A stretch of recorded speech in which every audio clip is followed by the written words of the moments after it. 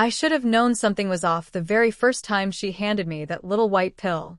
She smiled so sweetly, told me it was just a vitamin to help me feel better, and I trusted her without a second thought. My name is Alex, I'm 37 years old, and until all this began, I thought of myself as a pretty average man. I worked as a technician in a quiet office building, had a modest apartment, and lived a life that most people would probably call ordinary. I wasn't flashy. I wasn't reckless. I just went about my routine and found comfort in the predictable rhythm of my days. But I was also tired, worn down from long hours and constant stress. When she suggested I start taking supplements, vitamins, as she called them, I felt grateful. She seemed caring, concerned about me in a way that no one else had been for a long time. I never imagined she had a different plan, one I hadn't agreed to, one that would change me from the inside out. At first, nothing seemed unusual. She checked in often, making sure I was taking my daily dose, sometimes even handing me a glass of water herself.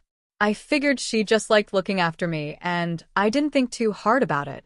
But then subtle changes started to creep in my moods, my emotions, even the way my body responded to little things. I noticed, but I told myself it was all in my head. After all, vitamins don't alter who you are, do they? The truth didn't sink in until much later, when the mirror began to reflect someone I barely recognized. And by then, I realized I was caught in something I couldn't walk away from. I wasn't the type to question kindness. If someone reached out, if someone showed care, I usually accepted it. That's just the way I'd always been.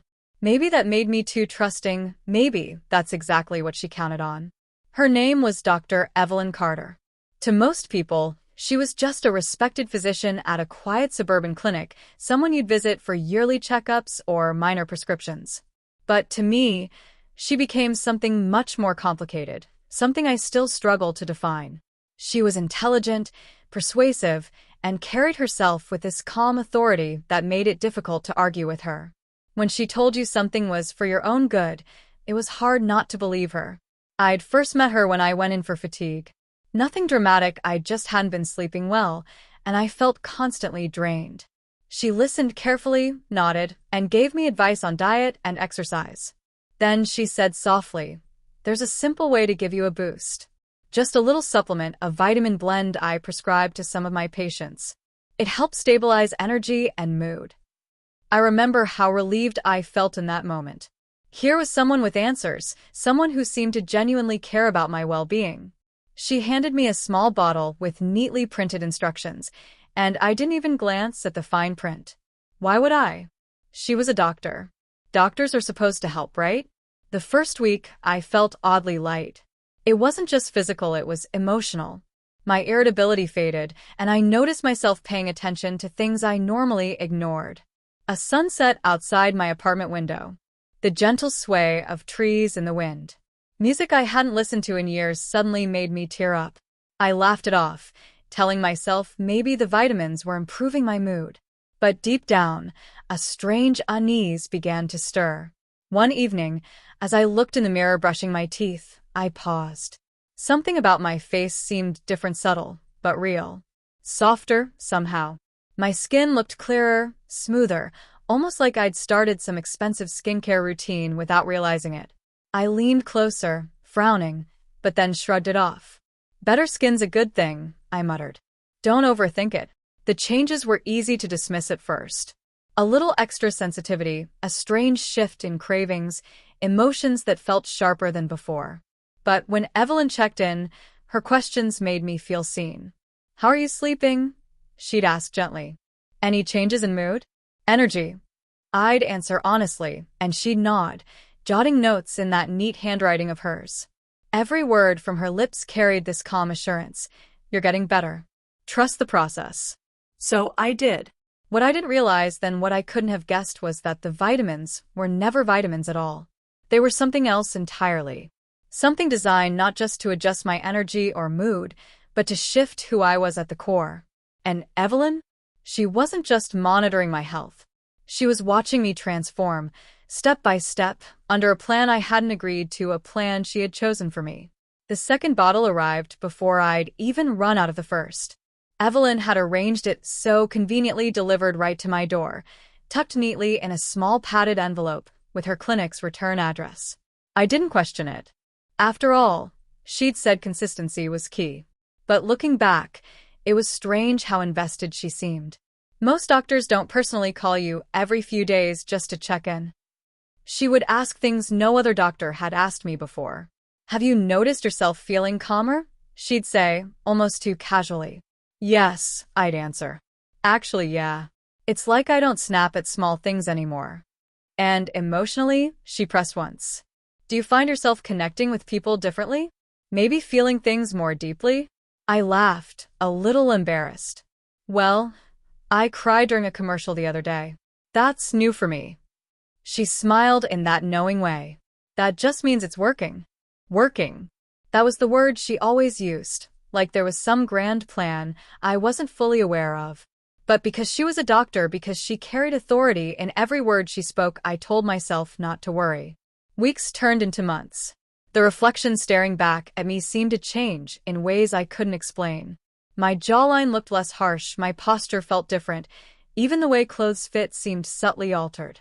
Shirts I'd worn for years suddenly felt looser in some places, tighter in others. One morning, I stood in front of my closet and just stared. For reasons I couldn't put into words, nothing looked right.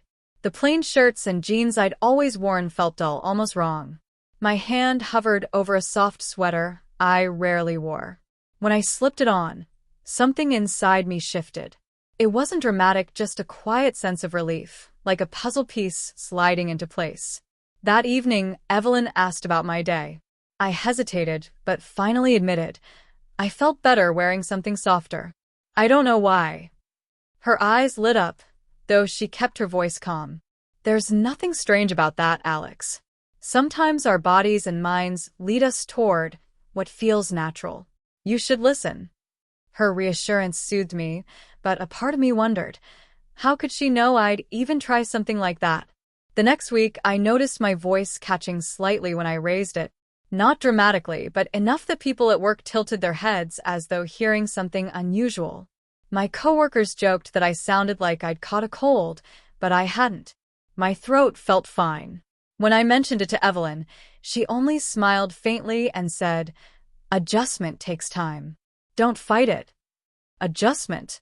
That word hung heavy in my mind. Adjustment to what? By then, tiny doubts had begun to creep in. But I brushed them away each time, convincing myself I was overthinking. After all, she told me it was just vitamins. Just supplements. Just something to help me feel more balanced. It wasn't until the night I found the leaflet tucked at the bottom of my latest delivery that the truth started to crack open. I hadn't noticed it before, maybe I wasn't meant to, but as I pulled the last pill bottle from the package, a folded piece of paper slipped to the floor. I picked it up, curious. The print was tiny, the kind you'd expect on a medication insert. And at the very top, in bold letters, was a word that sent a chill down my spine. Estrogen. My hands shook as I unfolded the leaflet completely. I scanned the tiny black letters, eyes darting across words I didn't want to read. Hormone replacement therapy, typically prescribed in cases of transition or severe imbalance. Effects may include mood changes, fat redistribution, skin softening. The room tilted around me. Transition? That word flashed like a warning light in my head. This wasn't a vitamin. This wasn't a supplement. This was something entirely different, something that could change me at the core of who I was. I sat down hard on the edge of my bed, leaflet clutched in my trembling hand. 100 questions battled in my mind. Had she lied to me from the beginning? Was this even legal? And most terrifying of all, what had I already done to myself without realizing it? I almost called her right then, but my phone felt like it weighed 1,000 pounds. Instead, I stared at my reflection in the darkened window. My features blurred in the glass, softer somehow, as though the truth written on that page had already etched itself into me. The next day, I carried the leaflet folded tightly in my pocket. All day at work, I felt like a fraud walking among my coworkers. Every time someone glanced at me, I wondered, could they see? Did they notice something different in the way I moved, the way I spoke, the way I existed? By evening, I couldn't stand it anymore. I called her. My voice came out tight, almost panicked. "Evelyn, what have you been giving me?" Her reply was calm, almost too calm. "Why don't you come by the office? We'll talk in person." I didn't want to. Every instinct told me to slam the phone down and never see her again. But another voice, smaller, quieter, but somehow stronger, pulled me in. Maybe it was fear. Maybe it was curiosity. Maybe, deep down, it was something I didn't want to admit. That night, I found myself sitting across from her in her office again, the familiar smell of antiseptic and paper filing cabinets closing in on me. I pulled the leaflet from my pocket and slapped it onto her desk. "You told me these were vitamins," I said, anger trembling through my words. "But it says estrogen." "Estrogen, Evelyn. What is this?" She didn't flinch. She folded her hands neatly, looked me straight in the eye, and said, "It is estrogen. I didn't tell you at first because I knew you wouldn't have taken it otherwise. But Alex, can you honestly say you don't feel different? Don't feel better?" My mouth opened, then closed again. I wanted to argue, to shout, to walk out. But in that moment, I couldn't deny the truth. I did feel different. Calmer. Softer. More connected. "That's not the point," I muttered, my voice cracking. "You had no right." She leaned forward, her voice low and steady. "I had every right if it saved you from yourself. You were unhappy, Alex.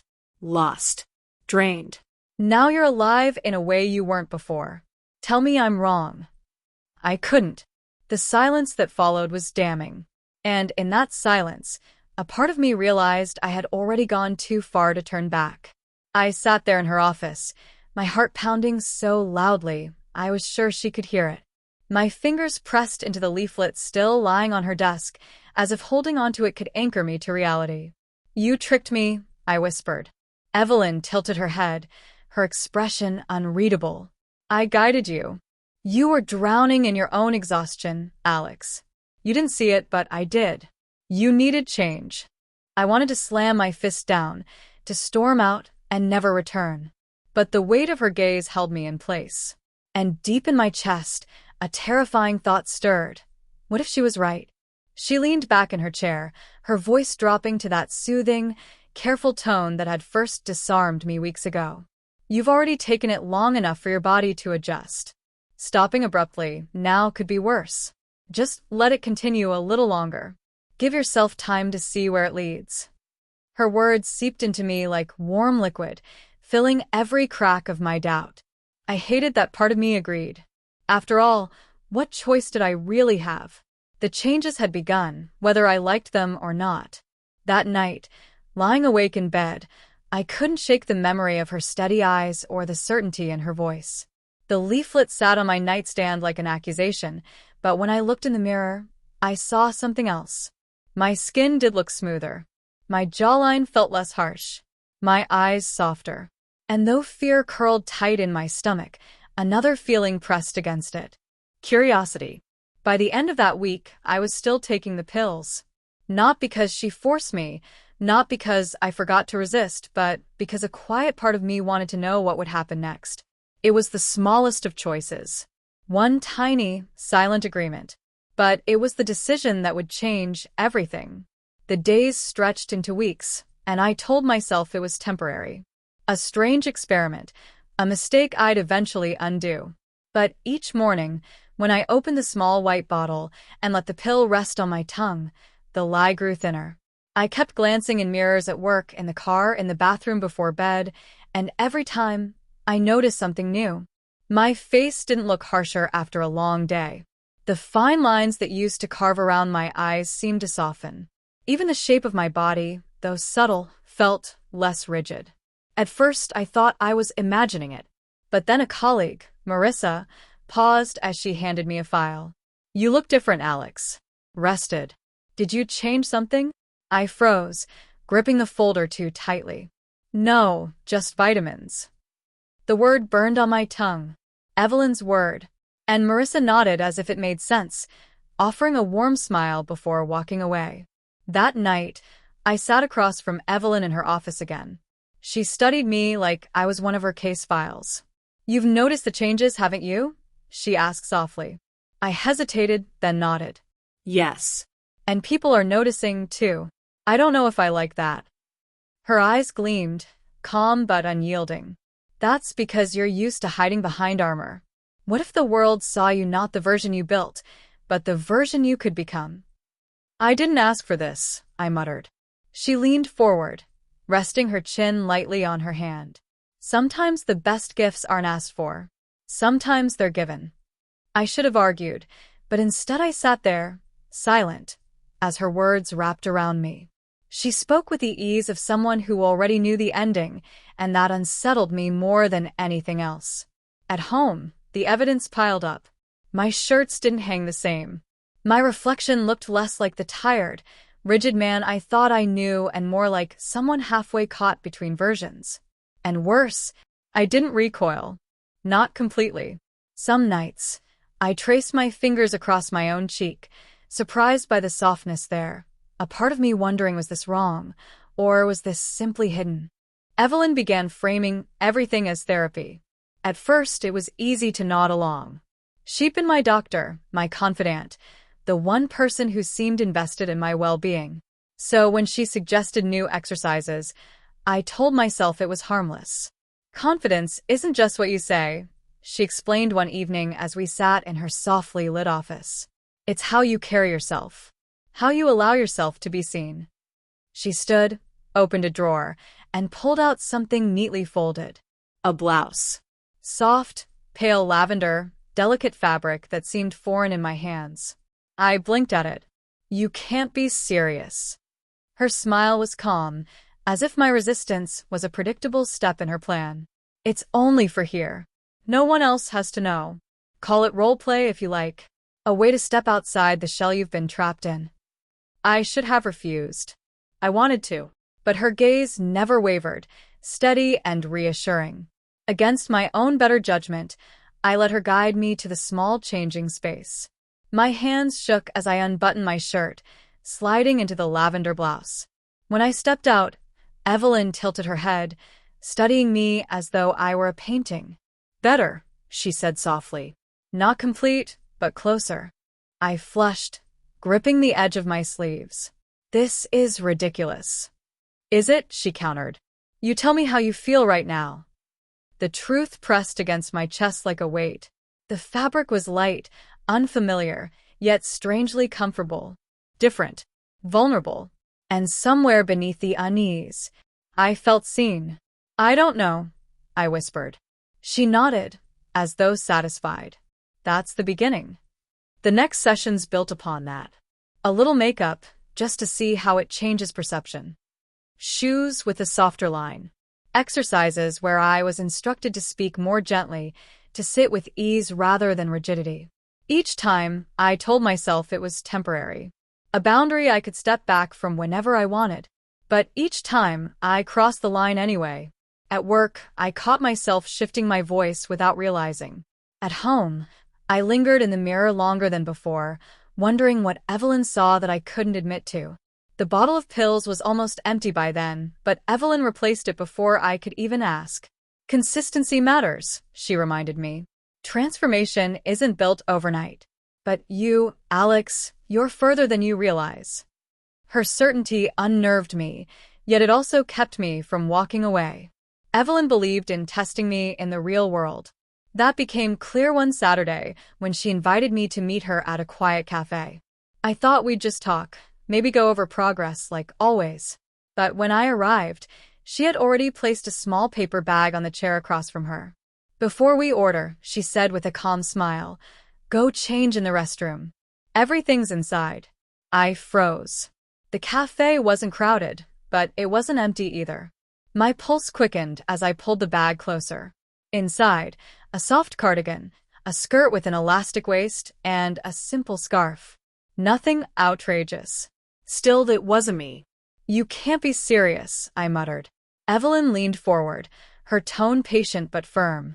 This isn't a costume anymore. It's part of your therapy. If you want to move forward, Alex, you need to stop hiding in safe spaces. I stared at her. Every rational thought screamed to walk away.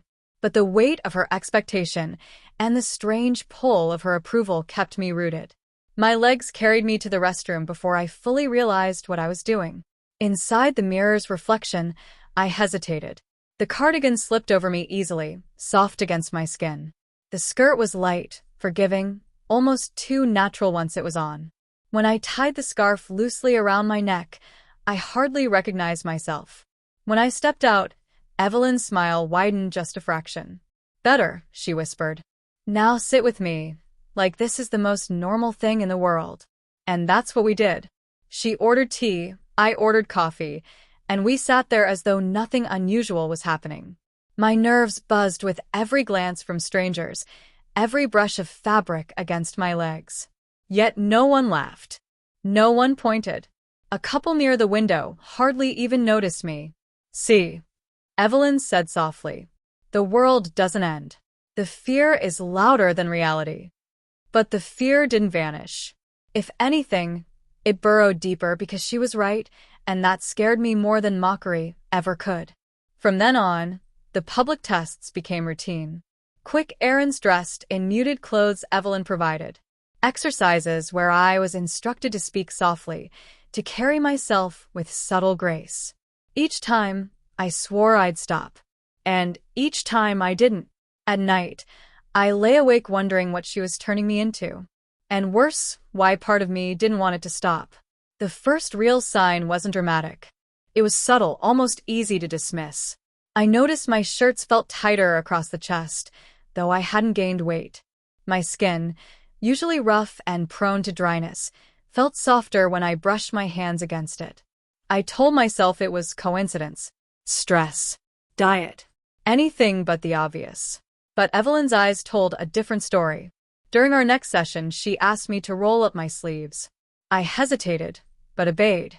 Her fingertips brushed lightly across my arm, and she nodded, satisfied. "Your skin is changing. You feel that, don't you?" I pulled my arm back quickly. I don't know what you mean." She didn't argue. She didn't need to. Her silence was worse. The weeks that followed became a battle between denial and the mirror. In the shower, I lingered too long, noticing the curve beginning beneath my shirt, the way my jawline seemed softer when I shaved.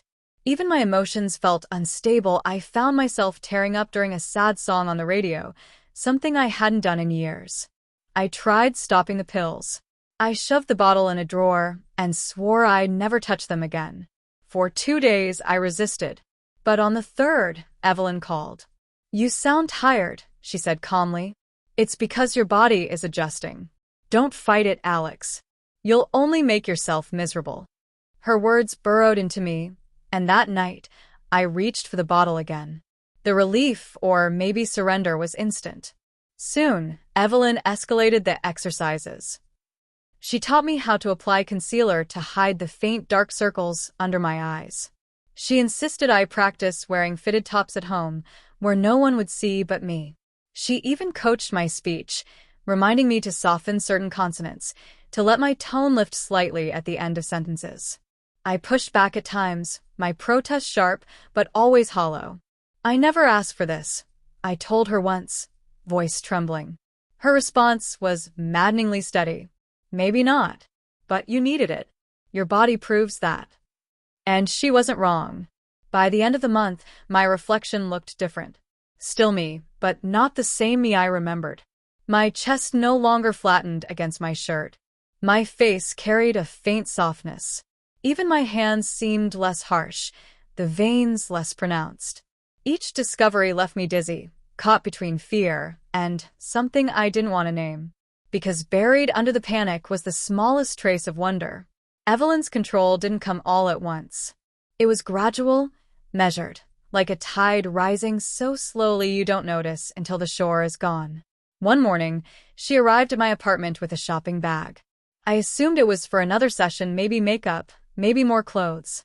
But when she pulled out neatly folded tops and slacks, my stomach twisted. They weren't costumes. They weren't flashy or outrageous. They were ordinary, everyday women's clothes. "You'll wear these at home," she said simply, placing them on my couch. I laughed nervously. "That's not funny." I'm not joking. Her voice had no sharpness, no threat, just certainty. I shook my head. I can't live like that. What if someone comes over? What if? Who visits you, Alex? She asked, cutting me off. Your family lives out of state. You don't entertain. No one is watching but me. And I promise, I'll keep you safe. Her words left me exposed, because she was right. I lived alone. My life was quiet, predictable. There was no one to intervene. Reluctantly, I tried on the outfit she handed me. A soft lavender blouse and gray slacks cut for a woman's figure. The fabric draped differently, hugging in places I wasn't used to. Evelyn's smile told me all she needed to know. That's better. From now on, this is how you'll dress here. The pills are shaping your body, the clothes will teach your mind. The routine settled quickly. Every morning, I woke, dressed in the set she laid out, and logged into work from home. At first, I changed back into my usual clothes before any video calls. But Evelyn noticed. She always noticed. You're hiding, she scolded gently. If you can't be honest in small ways, how will you ever accept yourself fully? The next week, she guided me through my first call wearing a soft cardigan and blouse. My heart pounded so hard I thought my coworkers would hear it through the mic. But no one noticed, or if they did, they didn't comment. That silence was almost worse than laughter. Soon, Evelyn introduced a mirror ritual. Before bed, I had to stand before the mirror for 10 minutes, studying myself as she spoke softly behind me. Look at the softness in your eyes. The way your face glows now. You're not losing yourself, Alex. You're becoming free. I hated it. I wanted to argue. But standing there, seeing the faint curves forming where none had been before, I couldn't deny the changes. Even my emotions were shifting. Where I once felt anger, I now felt tears welling up instead. Where I used to bury discomfort, I felt it rise openly to the surface. Evelyn noticed every flicker of expression, every tremble of voice. You're learning to feel, she said one night, brushing a strand of hair from my forehead. That's the medicine working. And you'll thank me one day for not asking your permission. That sentence stuck in my chest like a thorn. Not asking my permission. And yet, my body, my own reflection betrayed any thought of escape. I couldn't go back, not really. The routines had sunk into me. And the worst part? Some days, I didn't want to go back. It started with small outings almost innocent on the surface. A quick coffee run. A short walk around the block. Evelyn insisted I keep my home clothes on, but added little touches each time. A softer hairstyle brushed forward to frame my face. A necklace glinting against my collar. Subtle lip balm that gave my lips a sheen I never used to have. No one will notice, she promised as she looped her arm through mine. And if they do, so what? You're just you. The first few times, my nerves rattled so violently I could barely speak. Every laugh, every glance from a stranger felt like a spotlight. But Evelyn never let me retreat. She guided me into conversations with baristas, made me order my drink in a voice that wavered between its old tone and something lighter, gentler. At first, the strangers didn't react. They smiled politely, handed me my coffee, moved on. That should have reassured me, but instead it made me feel more trapped.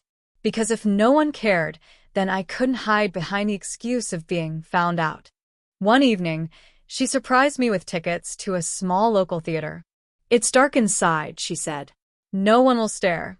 But I want you to sit there, dressed as you are, and feel the normalcy of it. I nearly refused. The idea of sitting among dozens of people, dressed in clothes that no longer felt like disguise but something far worse, something real, terrified me.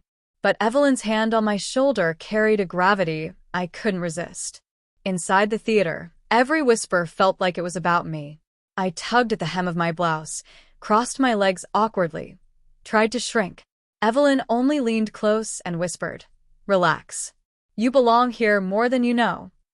Halfway through the play, I realized I wasn't thinking about the audience anymore. I was watching the stage, even laughing at a line. And that terrified me even more. Because if I could forget myself, even for an hour, then maybe Evelyn was right, maybe this was becoming normal. Afterward, She treated me to dinner at a quiet cafe. The waitress didn't flinch, didn't smirk, didn't even glance twice. She called us ladies as she poured the coffee, and my stomach flipped. I wanted to correct her, to insist I wasn't what she thought I was. But the words never left my mouth. Evelyn's eyes sparkled across the table. Did you hear that? She saw you for who you're becoming. Doesn't it feel right? I shook my head, though my face burned with something I couldn't name. Shame? Fear? Or worse, a fragile thrill that unsettled me to my core. The next morning, Evelyn pushed things further. She handed me a small purse. Nothing flashy, just a black shoulder bag. You'll carry this now, she said casually, as if it were the most natural thing in the world. My protest was weak even to my own ears. I can't. You can. You will. People won't question it. And soon, neither will you. That day, walking down the street with that strap across my shoulder, I felt the last threads of my old self fraying. Each step was a reminder that this wasn't just Evelyn's game anymore. It was my life. And whether I admitted it or not, part of me was starting to walk into it willingly. It wasn't long before Evelyn decided simple outings weren't enough. She wanted me to speak, to smile, to exist in front of others without hiding. Her opportunity came on a Saturday morning. We're going to brunch, she announced, placing a soft cardigan over my shoulders as if the decision were already made. With friends. I froze. Friends? Who? An old colleague of mine and her partner. Don't worry, they won't bite. My heart thudded painfully. I imagined strangers staring at me, noticing the unnatural slope of my shoulders, the faint shadow along my jaw. But Evelyn only tightened the cardigan around me, her voice gentle yet absolute. You'll be fine. You are fine. At the cafe, the couple greeted us warmly. To my horror, Evelyn introduced me not as Alex, but as Allie. The name hung in the air like a test. I waited for their confusion, their suspicion. Instead, her colleague smiled. Allie, it's so nice to meet you. The conversation flowed around me. I barely spoke, afraid my voice would betray me. But every time I tried to retreat, Evelyn nudged me forward. Tell them about that book you read, she prompted. Didn't you love the ending? And I did speak. Haltingly at first, then in longer sentences. The couple listened politely, never once giving me the look of someone who had uncovered a secret. By the end of the meal, they were laughing, leaning closer, treating me as if I belonged at that table. Walking home, Evelyn slipped her arm through mine. See? The world accepts you more easily than you think. But I didn't feel accepted. I felt cornered. Because if others believed the illusion so easily, then how much longer before I stopped calling it an illusion myself?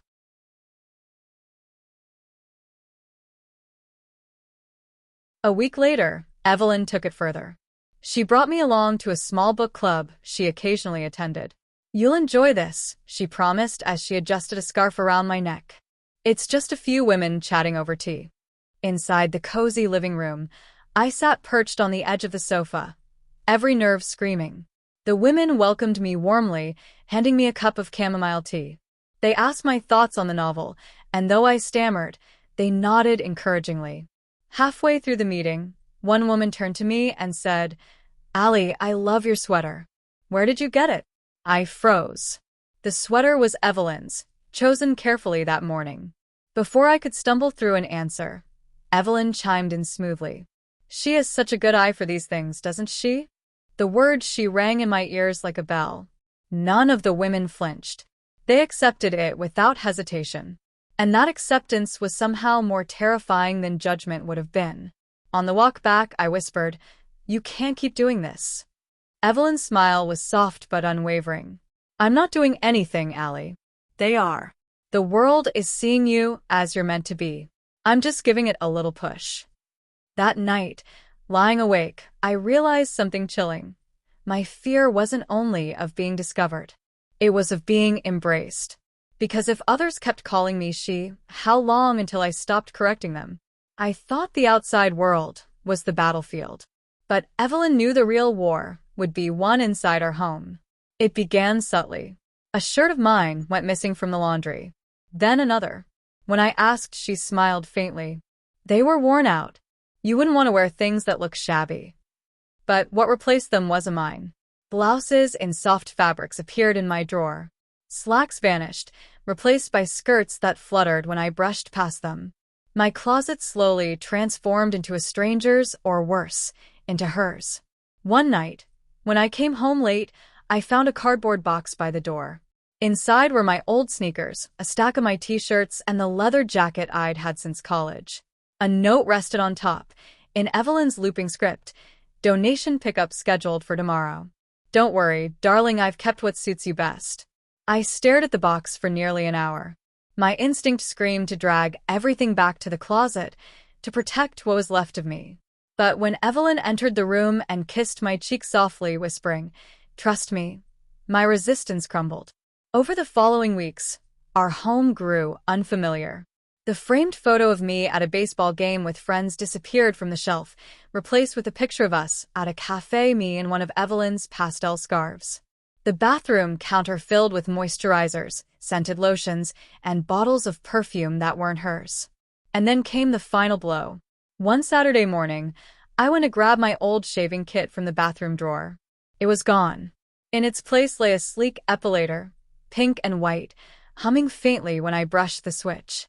Evelyn leaned in the doorway, watching me. "Smooth skin will make you feel better," she said simply.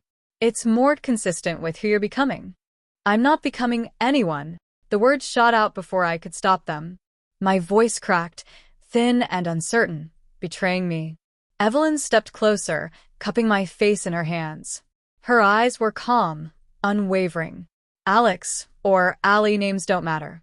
What matters is that you've already crossed the line. The mirror tells the truth now, not the past." I pulled away, stumbling into the bedroom. But when I opened the closet doors, all I saw were skirts, cardigans, and delicate shoes lined neatly on the rack. My past wasn't hiding there anymore. It had been erased. That night, lying awake, I realized the truth. I no longer had a refuge. Not outside, not inside. Even in private, Evelyn had trapped me in the identity she crafted. The scariest part wasn't that she'd stolen my things. It was that a part of me wondered if I even wanted them back.